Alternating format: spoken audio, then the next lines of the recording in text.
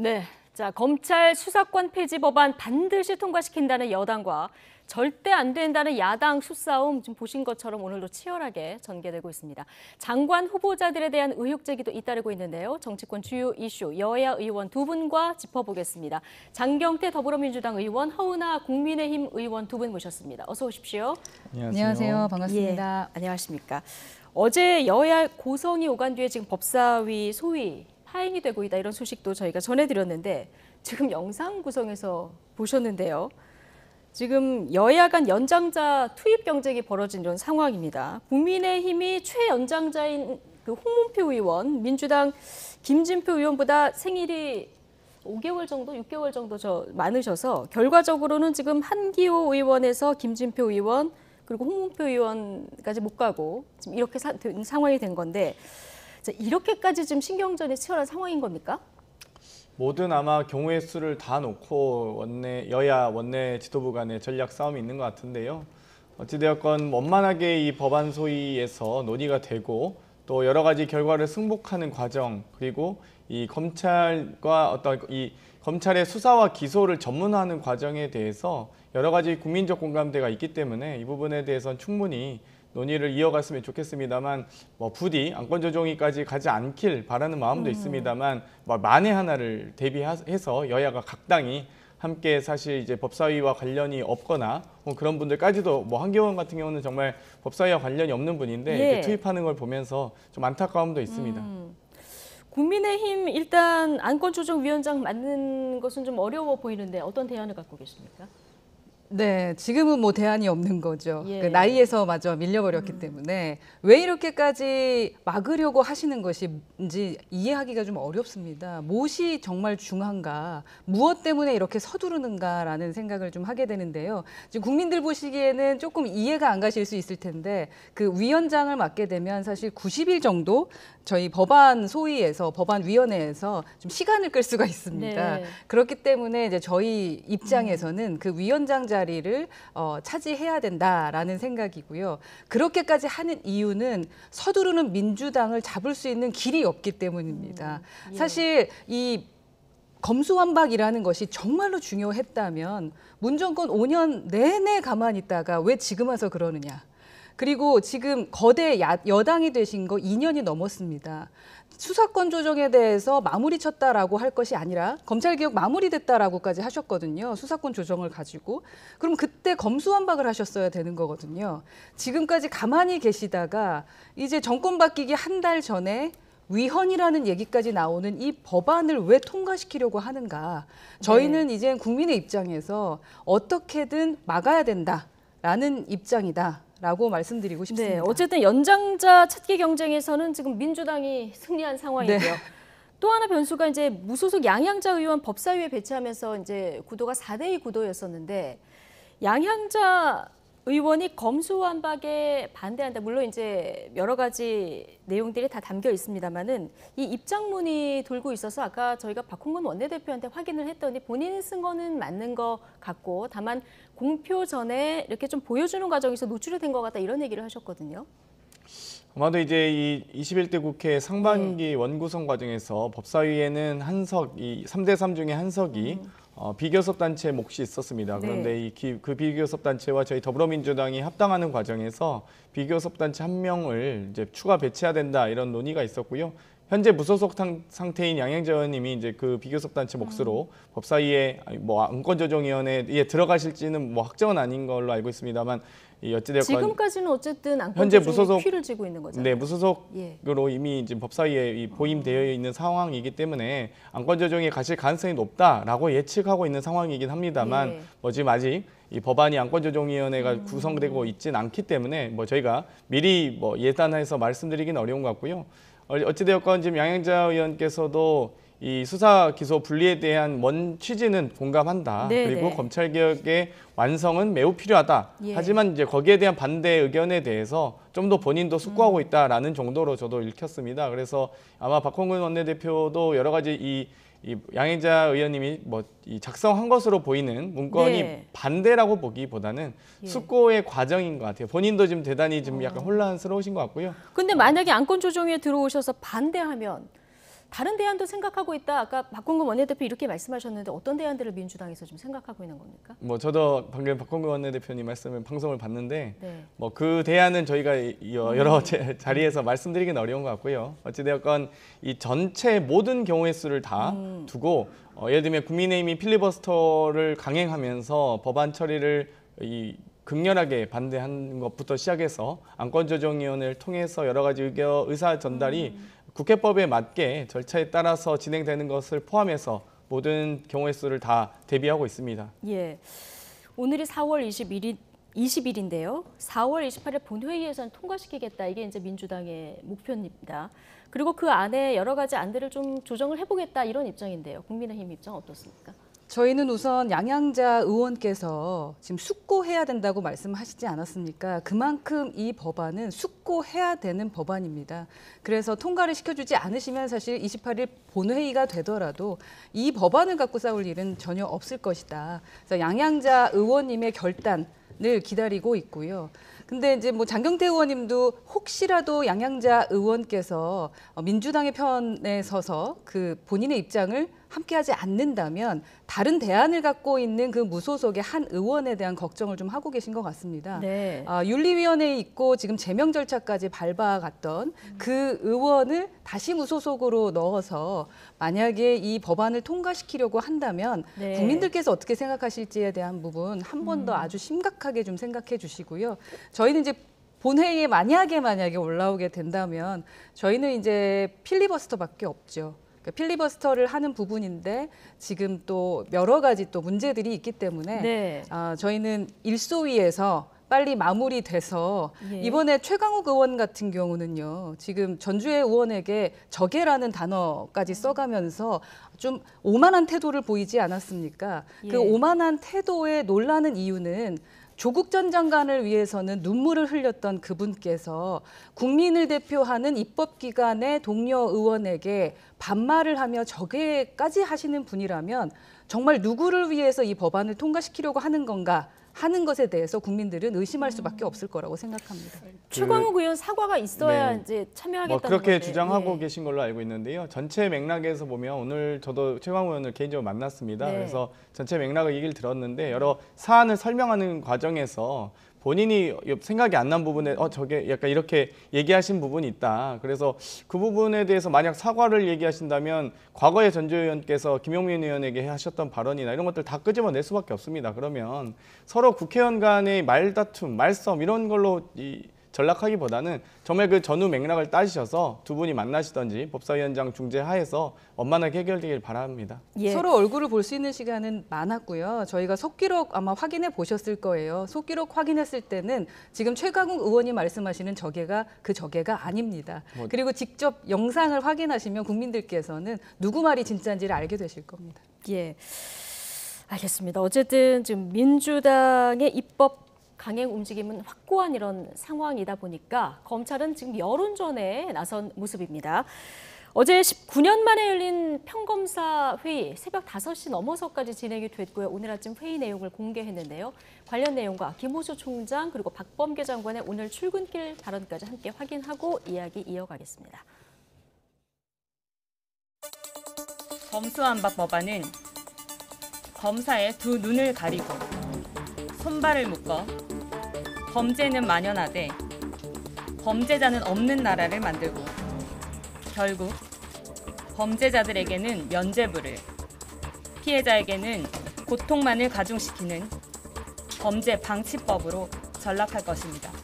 저희 평검사들이 검수완박 법안에 대하여 논의를 하게 된 이유는 사회 질서를 어지럽히는 범죄들로부터 국민을 더 이상 보호하기 어려워질 수 있다는 절박한 심정 때문입니다. 구체적인 내용을 검토하고 있으니까 여기서 더 이상 말씀드리는 것은 조금 앞서 나간 이야기가 될 것 같습니다. 법원행정처에서도 약간 우려 발언 내놨는데 어떻게 보시나요? 아마 그 형사사법 체계라고 하는 것이 기본이 법원과 검찰 또 변호사 이렇게 3륜으로 돼 이루어져 있기 때문에 그 중심에 있는 법원에서 적정한 입장을 내는 것은 당연한 일이다라고 생각합니다.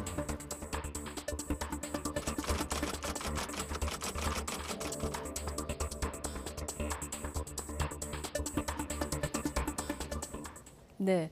자, 평검사회의에서는 이제 문제점뿐만 아니라 내부 통제도 제대로 하겠다 이렇게 언급을 한 부분이 있어서 오늘 박범계 장관도 이 부분은 좀 평가를 하겠다. 여기까지는 보고 오셨는데, 자, 장경태 의원님, 오늘 평검사들의 여러 가지 이제 우려의 목소리를 냈는데 하나가 수사권도 없애고 지금 영장의 직접 청구권도 없앴는데 여기 지금 보완 수사도 못하게 되거든요. 이 법이 통과가 되게 되면.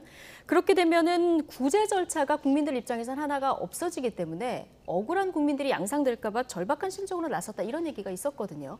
참 검찰의 특권을 내려놓는 게 참 힘들구나 이런 생각이 듭니다. 어찌되었건 검찰의 수사기소 분리 부분은 기소와 수사의 전문화이거든요. 검찰은 기소 전문기관이 되고 경찰은 수사 전문기관이 되는 겁니다. 현재에도 6대 범죄를 포함한 모든 범죄에 대해서 경찰이 수사를 할 수 있습니다. 검찰은 이제 6대 범죄에 있는 부분에 대한 수사권만 분리하는 거고요. 그 과정에서 법안에 여러 가지 어떤 보완 수사 요청권이 있기 때문에 예. 충분히 보완 수사를 요청할 수 있다 이렇게 말씀드릴 수 있을 것 같고요. 또 한편으로는 그러니까 보완 수사를 요청할 수는 있는데 보완 수사를 직접 할 수는 앞으로 없는 상황 아니겠습니까?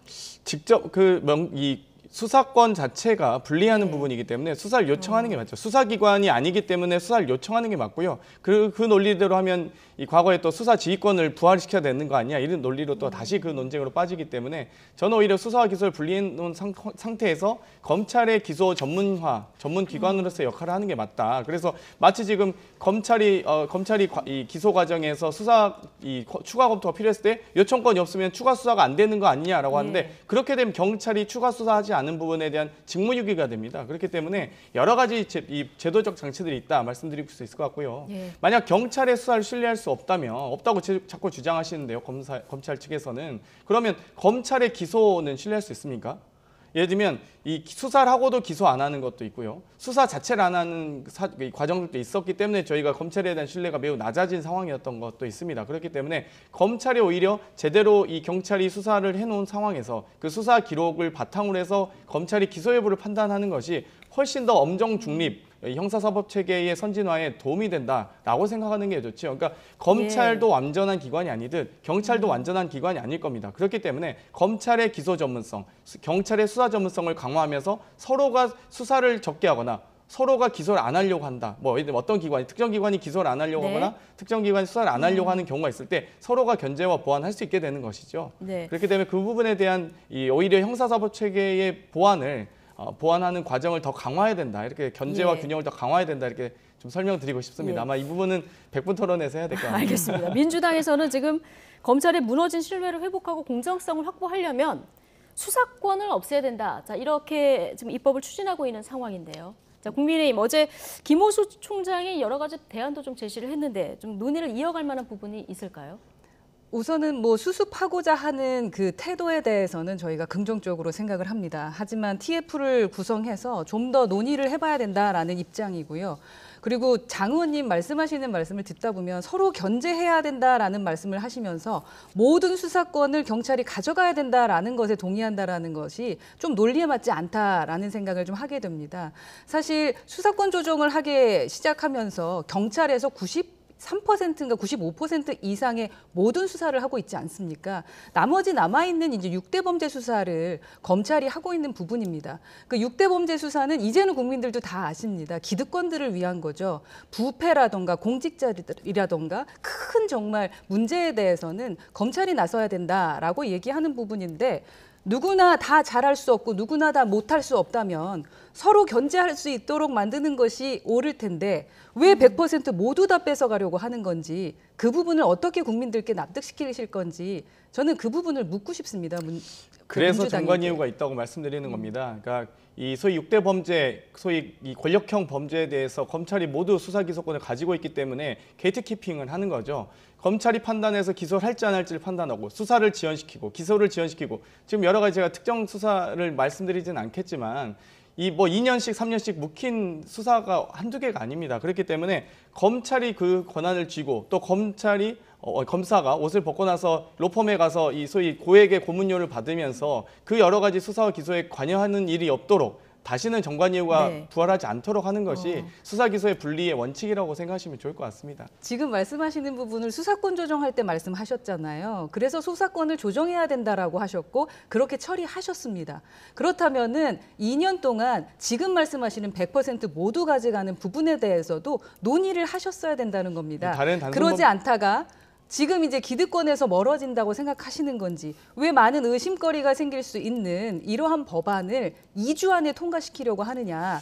위헌이라는 얘기까지도 나오지 않습니까? 그래서 오히려 저는 되묻고 네. 싶은 겁니다. 그러니까 경찰이 수사권을 가져가든 검찰의 수사권이 남든 어찌됐건 윤석열 정부의 수사기관 아니겠습니까? 그러면 윤석열 정부의 수사기관을 윤석열 정부와 국민의힘은 못 믿겠다는 겁니까? 경찰의 수사권을 믿지 못합니까?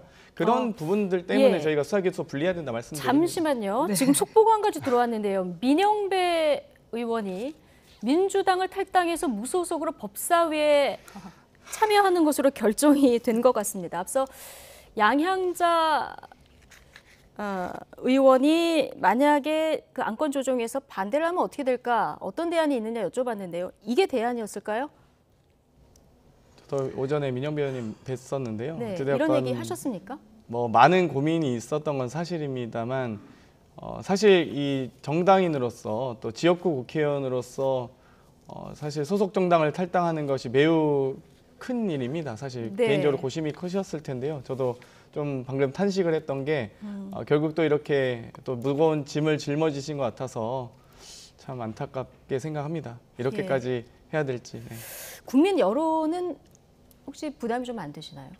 일단 저희가 어찌되었건 이 검찰과 언론 관련 뭐 여러 가지 정상화 과정에서 찬성과 반대 분명히 있다고 생각을 합니다. 근데 여러 가지 저희가 2년 전 총선에서 국민들께 약속을 지키고 나서 비판을 받는 것과 약속을 지키지 않고 비판을 받는 건 다른 겁니다. 저희는 약속을 지키고 받는 비판은 저희가 국민들을 더 잘 설득하지 못해서 저희가 실력이 부족해서 받는 비판이라면 약속을 지키지 않아서 받는 비판은 저희가 약속을 안 지킨 신뢰를 저버린 일이거든요. 최소한 전 정치를 할 때 실력이 부족한 정치를 하더라도 신뢰가 부족한 정치는 해서는 안 된다고 생각합니다. 예. 그렇기 때문에 지금 당장은 국민들께서 질타하실 수도 있고요. 일부 국민들께서는 또 일부 또 지지자들께서 반대하실 수 있다고 생각은 하지만 네. 어찌되었건 약속을 지키는 정치는 저희가 꼭 해야 되는 예. 대입 전제다라고 말씀드리고 싶습니다. 그러니까 당을 탈당한다는 게 쉽지 않은 결정인데요. 자, 민영배 의원이 민주당을 탈당해서 지금 무소속으로 가서 법사위에 참여하겠다 이런 속보를 저희가 전해드렸습니다. 민주당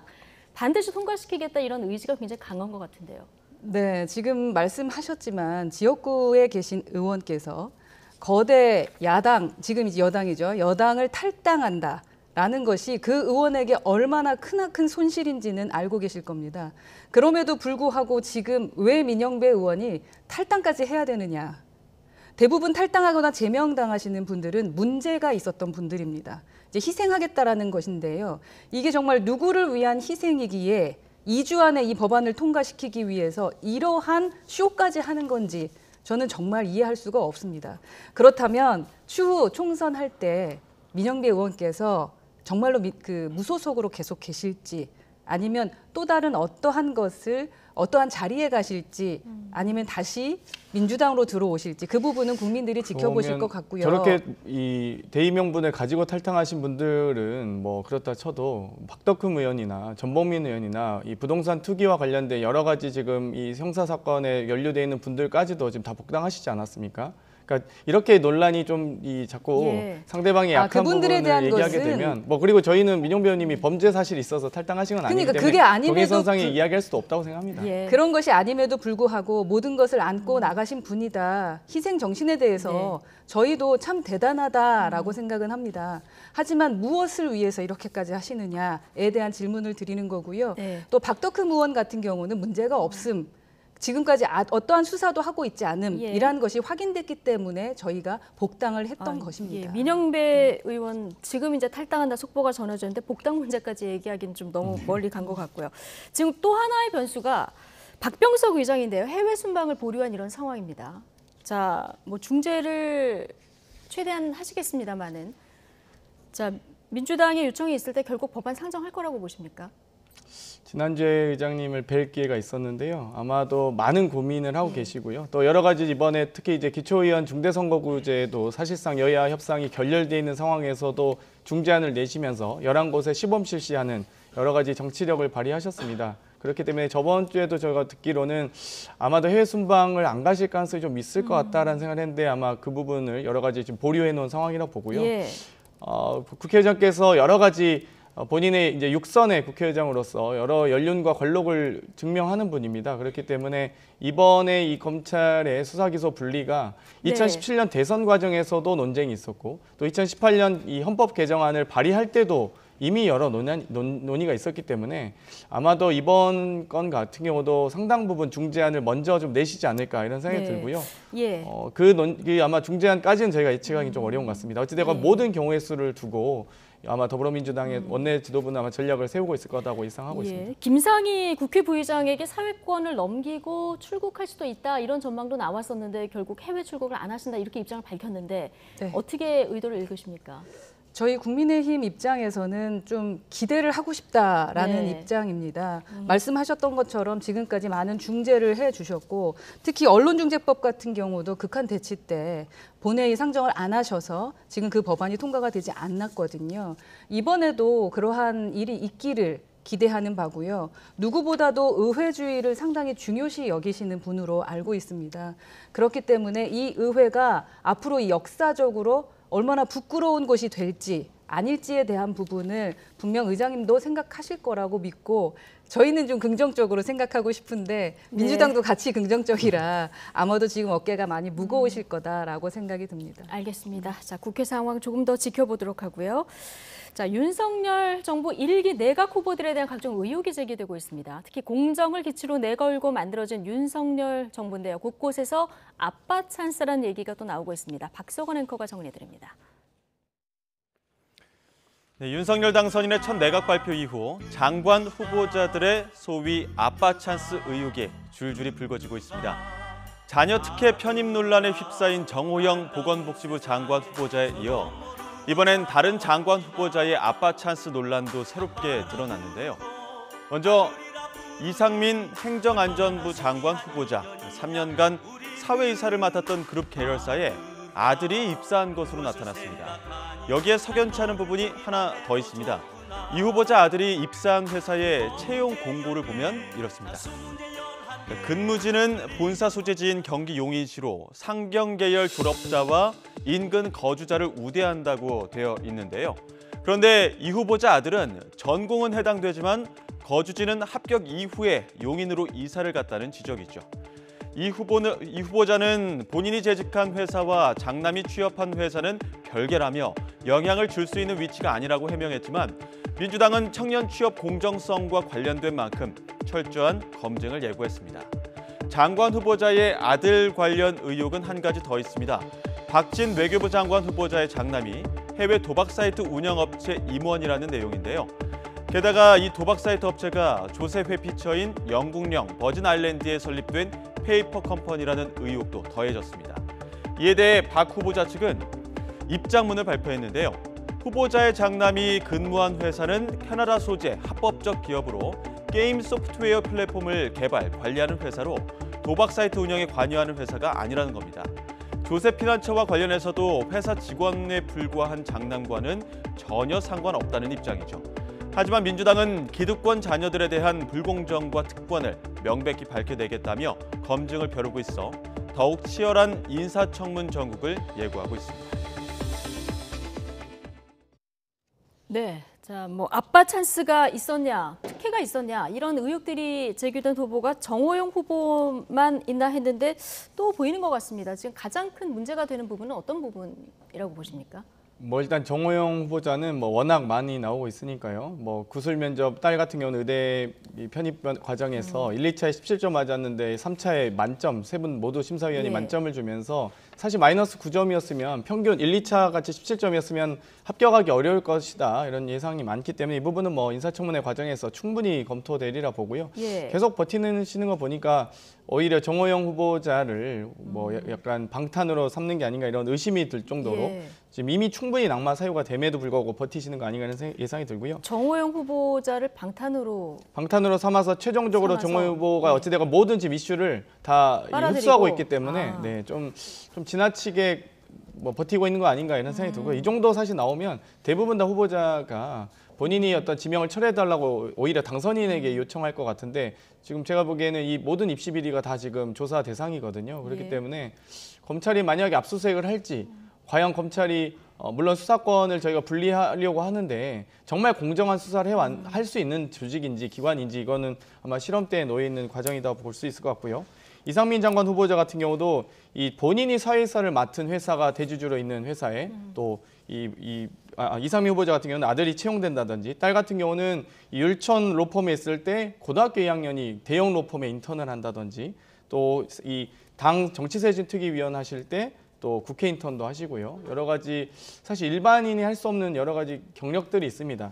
이 박진 후보자 같은 경우도 확실히 이 외교관답게 외국계 회사에 36살 때 그룹 운영 부사장으로 임명이 되거든요. 그러니까 채용이 되거든요. 예. 그리고 나서 이 회사 자체가 좀 이런 도박 사이트 혹은 자금 세탁하는 회사가 아니냐라는 의혹이 있습니다. 이 부분 예. 충분히 지금 인천 과정에서 조사를 할 예정이고요. 뭐 자녀 채용과 아빠 찬스뿐만 아니라 저도 지금 제가 속한 국토위와 여가위에서도 원희룡 장관 후보자와 김현숙 후보자에 대한 많은 검증이 있습니다. 그런데 역시 원희룡 후보자께서도 대장동 일타 강사로 주장했던 것만큼 상당히 이 일각엔 있으셨다 이렇게 말씀드리고 싶고요. 예. 그 부분은 차차 언론에서나 인천 과정에서 밝힐 예정입니다. 지금 말씀하신 부분이 하나 언론에서 보도한 내용인데요. 제주도 오등동 개발 사업에 특혜를 주고 배우자 명의로 저렴한 가격의 단독주택을 매입했다. 이런 언론 보도가 있었거든요. 오늘 국토부가 사실이 아니다 이렇게 입장을 밝히긴 했는데 어떻게 파악하고 계십니까? 우선 이제 어제 그 기사가 나와서 저희가 이제 원희룡 지사 측에 확인을 해봤을 때는 네. 가짜 뉴스다라고 말씀하십니다. 그리고 아무래도 대장동 일타 강사로 이렇게 유명해지셨기 때문에 프레임을 잡기 가장 편리하지 않았을까 하는 생각이 듭니다. 그러나 모든 것들은 청문회 과정에서 밝혀질 것이고 청문회를 통해서 국민들께서 평가를 해주셨으면 좋겠다라는 말씀을 드리고 싶고요. 그리고 야당 입장, 이제 앞으로 야당이 될 민주당 입장에서는 송국 검증을 하셔야 된다라고 말씀드리고 싶습니다. 검증을 하는 것은 당연한 겁니다. 그 검증을 하기 위해 청문회가 있는 거고요. 다만 이 청문회가 어떤 잔혹사처럼 되지는 않았으면 좋겠다라는 생각이고 법적으로 문제가 되는 것을 명확하게 하시고 그리고 또 우리 국민들 가슴 찢어지게 했었던 공정에 대한 부분들, 뭐 취업 특혜 부분들 문제가 있다면 다 밝혀내시면 될 것 같습니다. 그러나 지금까지는 의혹뿐이고 아니라고 하고 있습니다. 그렇기 때문에 없는 것을 가짜 뉴스로 만들기보다는 조금 더 법적인 절차, 완벽한 그 증거를 가지고 이야기하는 국민들께 소상히 예. 밝히는 그런 시간이 있었으면 좋겠습니다. 예, 다음 주 인사청문회가 이제 시작이 되니까요. 각 후보들의 제기된 의혹에 대해서 얼마나 검증을 하고 어떤 또 해명을 할지 이건 지켜보도록 하고요. 자, 민주당 전략공천위원회에서 송영길, 박주민 이 두 사람을 배제하기로 결정을 했습니다. 근데 전략공천위에서 결정해도 비대위에서 결정도 해야 되는 거죠? 이게 원래 이제 공식적인 발표가 아니라서 여기에 예. 대한 또 이 코멘트를 하기가 참 대단히 조심스러운데요. 여러 공간이나 전략 공간이 등에서는 후보자 압축 과정을 겪습니다. 아마 그 과정에서 논의의 일부가 지금 좀 유출된 게 아닌가 생각을 하고요. 그럼 공식 입장이라기보다는 전략공천위원회 공식 입장이라기보다는 논의 중에 나간 겁니까? 원래 공천 발표를 하는 것이 이 공식적 입장이 될 겁니다. 예. 예를 들면 전략 공관위에서 할 수 있는 권한이라면 여러 가지 이제 후보자를 검토해서 가장 경쟁력 있는 후보를 단수 또는 경선으로 전략 경선하든 전략 단수라든 할 수 있는데 그 발표하기 전에 이렇게 사실 후보자 압축 과정에서의 배제 논의는 이 공식적 발표가 아니기 때문에 이런 부분 사실 유출됐다고밖에 볼 수 없고요. 네. 사실 이런 그래서 것도 오늘 유출되는 유출 경위를 네, 조사해서 좋진 않죠. 징계하겠다. 윤호중 비대위원장 이런 얘기까지 좀 하긴 했는데요. 네, 뭐 좋은 과정은 아닙니다, 사실 예. 저희 입장에서. 그러면 박지원 비대위원장 이 공천 바로 잡겠다고 했거든요. 어느 뭐 방향으로 가는 게 어찌됐건 최종 맞다고 보십니까? 추인은 이 최종 또 집행기구로서의 최고위원회 또 비대위원회가 있기 때문에 전략공간위의 논의 결과를 바탕으로 해서 아마 비대위가 충분히 논의하고 있는 것으로 알고 있고요. 예. 추가 논의한다고 들었습니다. 그리고 비대위 논의를 또한 뭐 또 벗어나서 결국 공천의 최종 결정은 당무위원회가 있습니다. 그렇기 때문에 좀 절차적으로 이 과정에 있다. 그리고 이 절차적 과정에 여러 가지 예. 논의 과정이 이렇게 유출되는 게 사실 좋지는 않습니다. 그래서 좀 안타깝게 보고 있습니다. 예, 또 하나 지금 이재명 고문 보궐선거 출마 얘기 조금 나오고요. 뭐 찬반 여론조사도 돌리고 그렇습니다만은 어쨌든 송영길 전 대표가 이렇게 두 사람을 공천 배제하기로 결정한 거는 사실상 이재명 전 경기지사의 정치 복귀를 반대하는 선제 타격의 의미가 있다 이런 얘기를 했거든요. 그건 아닌 것 같은데요. 어찌됐건 이건 아닌 거. 뭐 일단 서울시장 경선을 하는 과정 혹은 서울시장 선거를 좀 더 뜨겁게 용광로 선거로 만드는 과정이 있는 것 같고요. 예. 또 이재명 이 고문께서 여러 가지 어떤 정치적 제기 또 이 소위 실제 이 정계에 재등판하는 과정 또한 이 어떤 절차와 과정을 밟을지가 아마 고민일 겁니다. 두 개는 예. 좀 저는 분리해서 생각하고 있고요. 여러 가지 네. 아마 이재명 고문께서 아마 뭐 출마를 하신다면 그 부분 또한 국민의 의사를 먼저 묻는 게 예의다라고 생각해서 당에서는 예. 여러 여론조사를 하고 있는 것으로 알고 있습니다. 알겠습니다. 국민의힘에는 경기도지사 질문을 좀 드릴게요. 김은혜, 유승민 오늘부터 당내 경선이 이미 시작이 됐고요. 25일에 최종 후보를 이제 결정하게 되는데 지금 여론조사상으로 보면은 국민의힘 내에서 적합도도 접전이고요. 그리고 뭐 민주당 후보와의 그 양자 대결을 했을 때도 다 오차 범위 내에 있어서 참 예단하기는 굉장히 어려운 상황인 것 같은데요. 저희 국민의힘 자체에서도 지금 예. 누가 될까 조금 예. 궁금해하고 있는 상황이긴 합니다. 누가 돼도 여하튼 이번에는 확실하게 경기도지사를 저희가 하면 되는 부분이고 국민들께서 많은 관심을 가져주시고 저희는 뭐 민심으로 얻겠다라고 두 분 다 말씀을 하셨기 때문에 지금 민주당 내에서는 이제 권력 다툼이 좀 있어 보입니다. 네. 이제 권력 다툼으로 뭐 누구의 힘을 키우려고 하는 거기보다는 저희처럼 민심을 위해서 이제 깨끗하게 싸우고 있는 두 후보 지켜봐 주셨으면 좋겠고 제가 이 금요일에 자리에서 김은혜 발표됩니다. 의원님께 경기도지사 네. 출마하시지 않냐고 몇 번을 물어봤습니다. 근데 어찌되었건 윤심과 뭐 유승민 의원님과 비윤심과 대결 구도인 것 같은데요. 뭐 각 당이 마찬가지 상황 아니겠습니까? 알겠습니다. 네. 자, 여기서 민심입니다. 마무리 저희는 해야 민심. 됩니다. 네, 여기까지 듣겠습니다. 장경태 더불어민주당 의원 그리고 허은하 국민의힘 의원 오늘 두 분과 함께했습니다. 고맙습니다. 감사합니다.